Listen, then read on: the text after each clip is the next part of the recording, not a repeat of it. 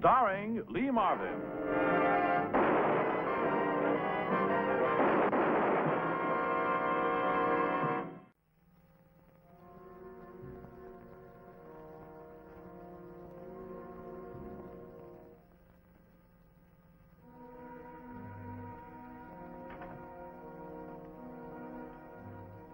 Mr. Reardon?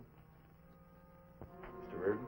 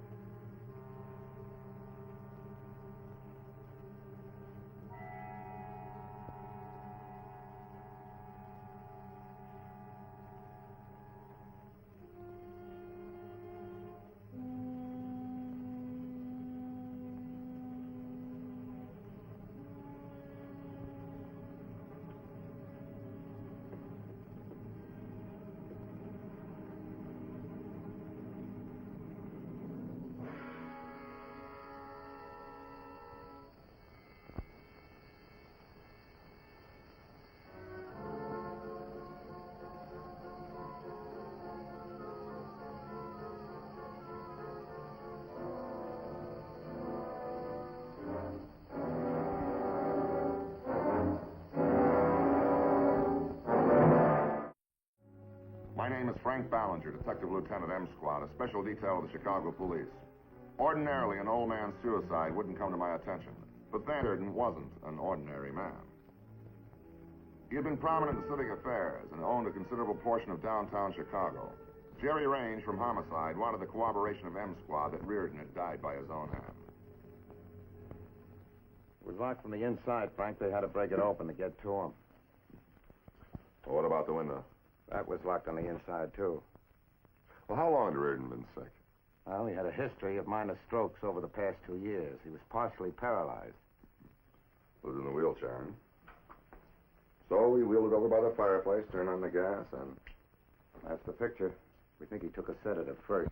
The coroner found all the expected symptoms of death from inhaling gas. Did he leave any notes? Yeah. Parker, let Frank see the note. Well, how old a man was he? 55. Who found him? His wife, the maid, the chauffeur. Well, thanks.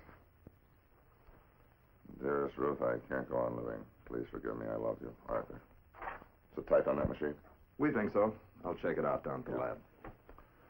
Well, Jerry, this looks over and shut.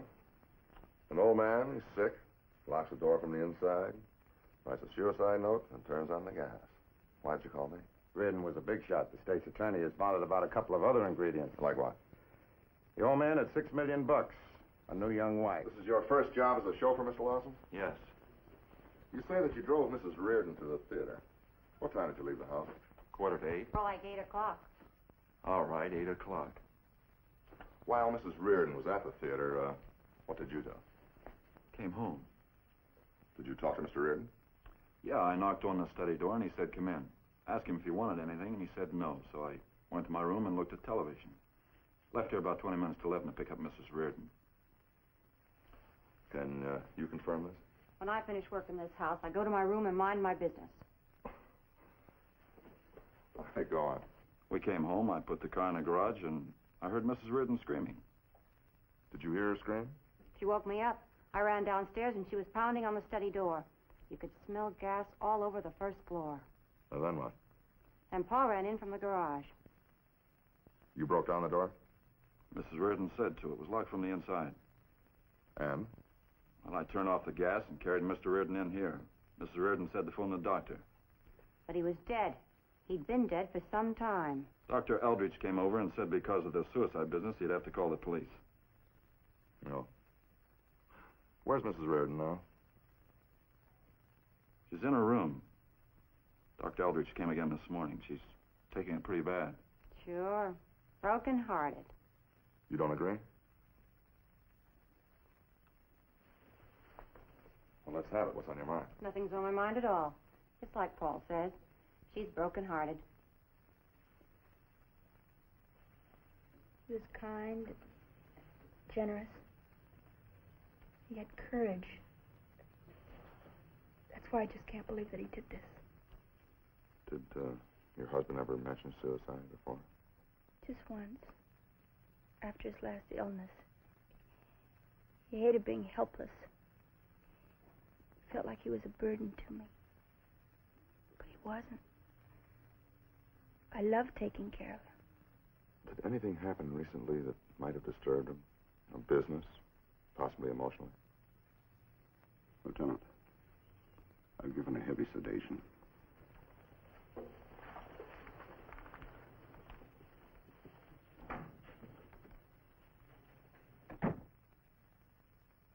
I've been prepared for this death. Still been a shock to all of us. Oh, of course. I was given to understand that Mrs. Reardon is 26 and that her husband was 55. Is that correct? Yes, but the difference in ages didn't matter. They were very happy. Well, was he sick before they got married? Yes, he'd had a heart condition for several years. Then he had his first stroke about 6 months after the wedding. In other words, out of 2 years of marriage, he spent 18 months in a wheelchair.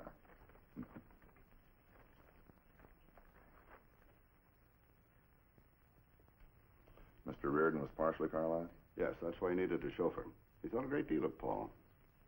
What did Mrs. Reardon think of Paul? Don't make that mistake, Lieutenant. She was devoted to Arthur. I know. All right, thank you very much, Doctor. A lovely wife and a handsome young servant don't always spell trouble or murder. But we'd seen the pattern before. And we had to look at every angle and listen to every story until we were sure. Mr. Reardon just buried, and those two giving each other looks, even at the funeral. I just had to come and tell you. They wanted him to die. No, that's a pretty serious accusation to bring against Mrs. Reardon. Can you prove it? I saw them kissing just this morning. And the kiss is your proof. Isn't that enough? With Mr. Reardon dead, she's free to marry again. You say Paul and Mrs. Reardon went out together? Ask at the Cafe Royale. Ask about how many times she and Paul had dinner and danced half the night. They're in love. Uh-huh. Well, we'll check it out. I'm a respectable woman. I think the truth should be told. All right, Bertha, thank you very much for coming down. Is that all? Yeah, that's all.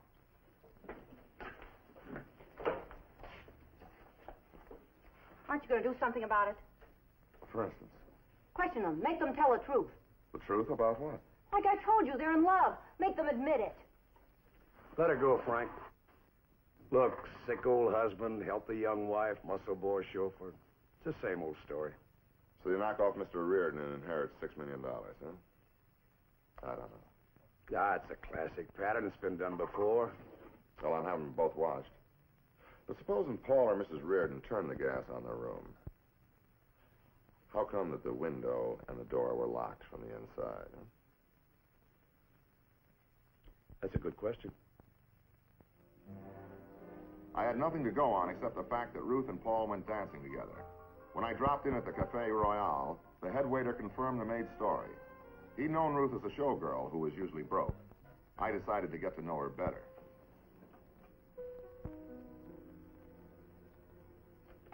Lieutenant, I just don't understand. Do you have a right to ask me all these questions? I'm afraid I do, Mrs. Reardon.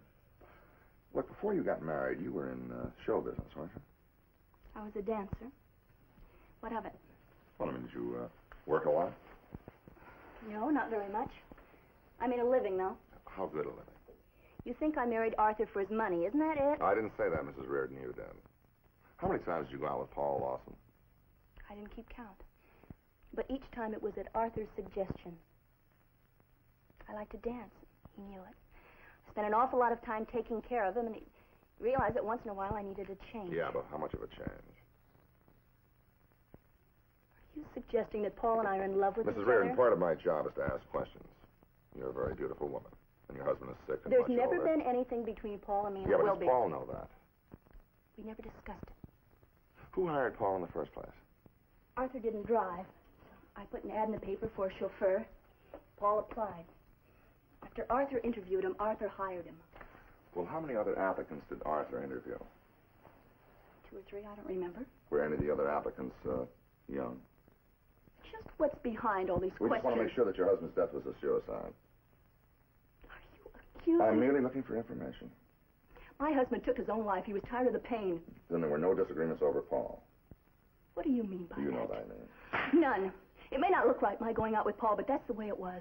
Arthur knew all about it. I made a promise to him, and I kept it. Well, what kind of a promise? I don't think that's any of your business. And from now on, you can talk to my attorney.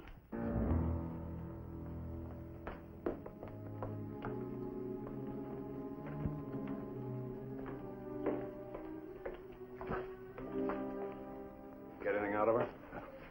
Yeah, a little. How about you? Well, I found this in Reardon's desk. It looks like the chauffeur typed it.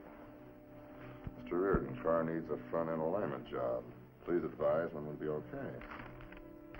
Paul. Now, should we go to the lab? Mm-hmm. I took the typewriter samples to police headquarters myself. Our technicians in the lab can learn a lot from the way a letter is typed, from the way the keys are struck, and from the writer's rhythm. A few hours later, Sergeant Parker, one of the department's graphology experts, came to M Squad.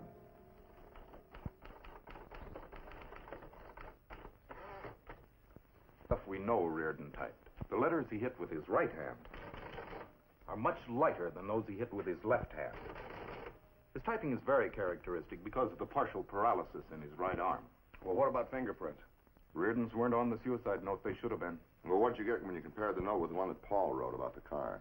39 distinct points of similarity in rhythm and pressure used in striking the keys. In other words, Paul wrote the suicide note. I'd bet a year's pay he wrote both of them. We better get a search warrant and take a look at his room, huh? Mm-hmm. Thanks, Parker. I'd bet 2 years' pay. Lawson typed that suicide note. Stands to reason he didn't do it alone. If he wanted to get close to that $6 million, he had to get close to Mrs. Reardon. But Mrs. Reardon swears that her husband knew about her dates with Lawson.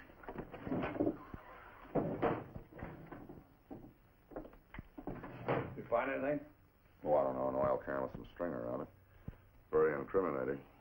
Reardon knew they went dancing. That's her story. Suppose it's true. Still doesn't mean he knew they'd fallen for each other. Somehow I think she's leveling, though. So you think they were just good friends, eh? Well, they all are in the beginning. I remember my first murder. Well, this isn't my first murder. I love you, darling. Have courage, Ruth.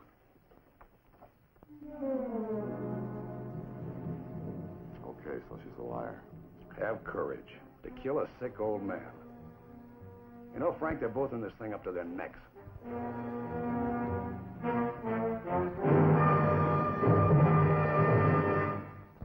Oh, Bertha, would you have Mrs. Reardon and Paul come to the study? I'd like to talk to them, please.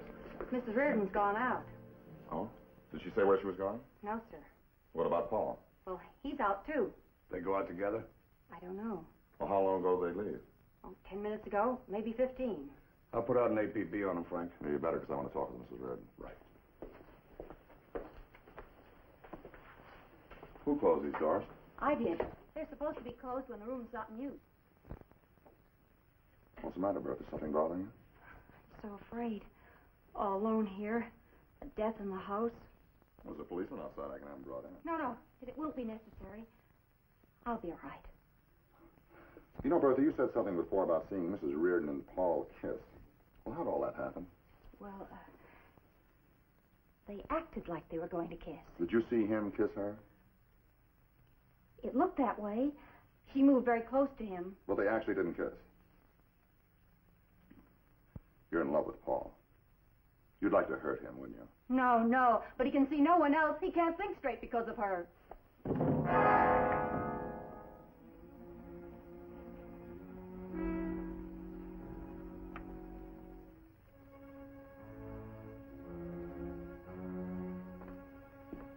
You ought to learn to tell the truth, Bertha.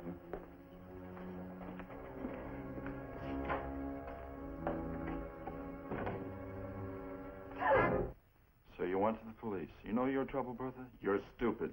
You oiled the lock on the study door. I saw you do it. I know how you killed him, and the police are going to figure it out pretty fast. They've already found the oil can. They won't find me here in this house. A great ladies' man. All you want is her money. She'll never marry you. Unless you talk. No, Paul. I won't talk. That's right. You drag me down, I'll take you with me. I've done it before. Don't cross me. Now, where'd she go? I don't know. Oh.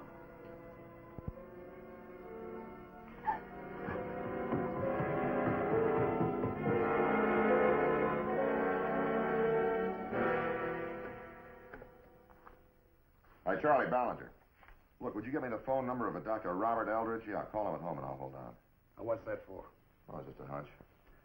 Frank, it's all there. The only stumbling block is how Paul got out of that study with the door locked from the inside. Well, hello, I'd like to talk to Dr. Eldridge, please. Oh, this is Lieutenant Ballinger, M Squad. Yes, Mrs. Eldridge. Well, it's rather urgent that I speak to him. It's in connection with the Reardon death. So would you have him come down here in M Squad as soon as he can, though, please? All right, thank you, Mrs. Eldridge. Goodbye. Hey, I think I got it. You got what? Oh, the door was open from the inside. I noticed some fresh oil in the lock the day I looked at it. Yeah. Good. What about Lawson? Okay, you stick with it, huh? Right. Mrs. Reardon just came home. Look, give me an hour, will you? What for? Just give me an hour, and then I'll bring her in.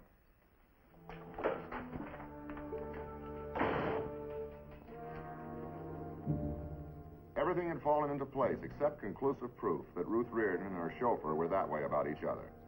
I was hoping my angle would pay off.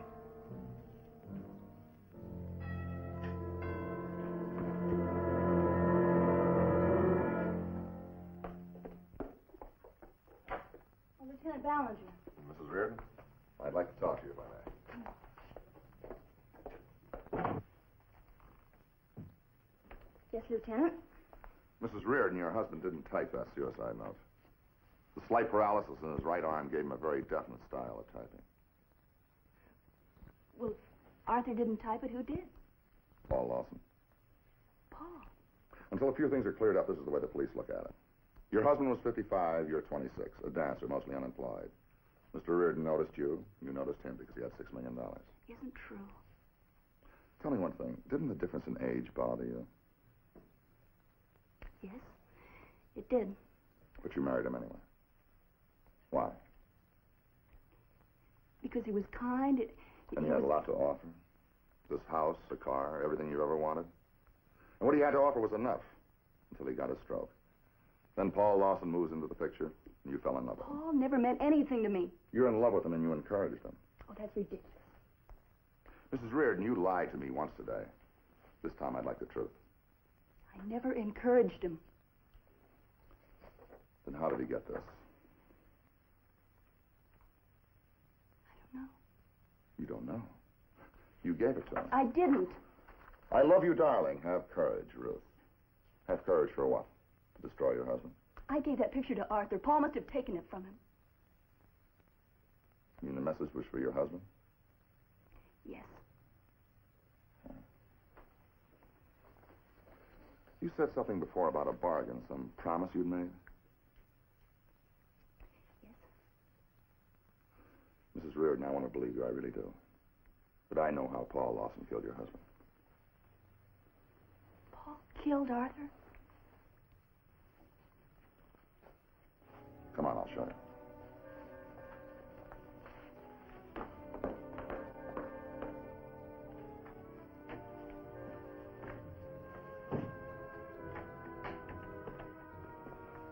Here, Mrs. Reardon, I want to show you a little trick. Would you mind holding my hat there? I found this string wrapped around this oil can. And if you'll notice, on the other end of this string is a nail. Now watch. You take that nail, which is tied at the head end, as you can see, and you insert it when you find your tension. She'll throw the lock. See how that one little turn throws it? Now you get your tension, and you stick the nail in like this. See? Holding it firmly, and you pass the string under the door, like this. Making sure you don't get any loose or knots in the string. Then up again over the top, and down. Now this end of the string, I'm going to tie it to the nail. Can you see that? Making it pretty firm now so that it doesn't slip until you want it to. There. Moving it out to the end of the nail. Just like that.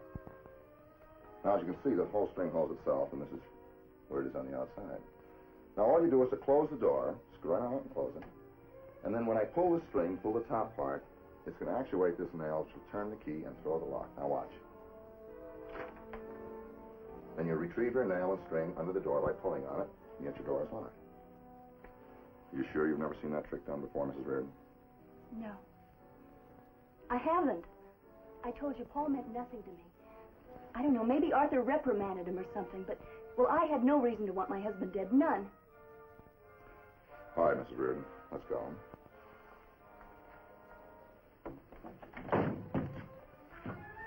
All right, Lawson, come out from there. You're covered.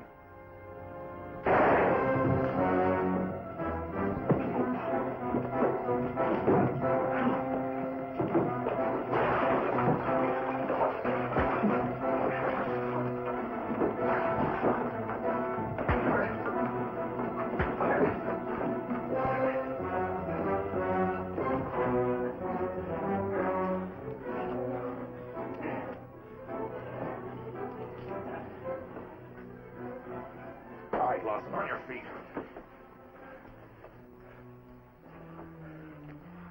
Mrs. Reardon? Lawson wheeled your husband over to the fireplace and turned on the gas. Now, I showed you how he locked the door. And he figured with the door locked on the inside, everybody'd have to buy the story of suicide. She was in on how long it's been the two of us. That's not true. He's lying. He's vindictive. He heard what I was saying about him. She thought of it first. It was her idea to make it look like suicide. She was fed up with a sick old man. Said she wanted the money and me. Yeah, well, you can talk all you want downtown, Lawson. You too, Mrs. Reardon, get your coat. Arthur told me the truth about himself before we were married. That he had only about 2 years to live at the most. He was alone. Well, he wanted somebody to make the end of his life a little more happy. I was alone, too. That was your promise, huh? That you would take care of him as his wife. It began as sort of a bargain. But after we'd been married a few weeks, I realized he was the finest man I'd ever known. I fell in love with him. And since then, I never played around with Paul or with anybody else. She was sick of him. Said she wanted him out of the way. She had no motive for killing him. But you didn't know that. What do you mean, Frank? I think that she knew that her husband was going to die, and very soon. You mean all she had to do was wait? Yeah. Well, why didn't you tell us this, Mrs. Reardon? I wouldn't be telling you now if I didn't have to. Arthur was a very respected man in Chicago. I didn't want everybody to know that his marriage had begun as a business arrangement. I didn't want his name cheapened. She's making this up. She begged me to help her get rid of him. Even gave me her picture. Yeah, we know all about that. She didn't want me to lose my nerve. She didn't want her husband to lose his nerve. Have courage to face death. That's what the inscription on the photograph meant. You're in on this. I'm not going to take the rap for it. Right along. Frank, Yeah? Dr. Eldridge to see you. Oh, you haven't come in for it? Doctor? Dr. Eldridge, thanks for coming down. It's all right. Just one question, please. Did Mrs. Reardon know about her husband's pending death? Of course. From the time she married him. As a matter of fact, I told her the day before he died I didn't think he'd live another week. I thank you very much for coming down again.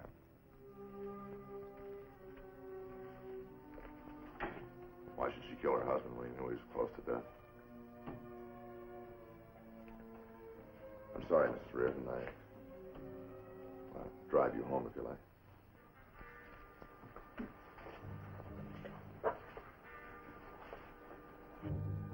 Paul Lawson is in the death house at Stateville Prison awaiting execution for the murder of Arthur Reardon.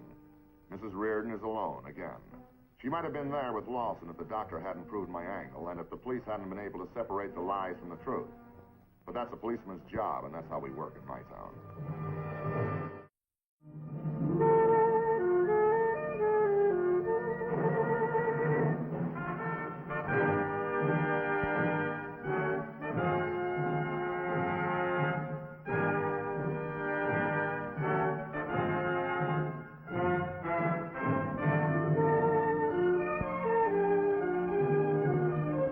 Be sure to tune in again next week for another exciting story from the files of Ahmad.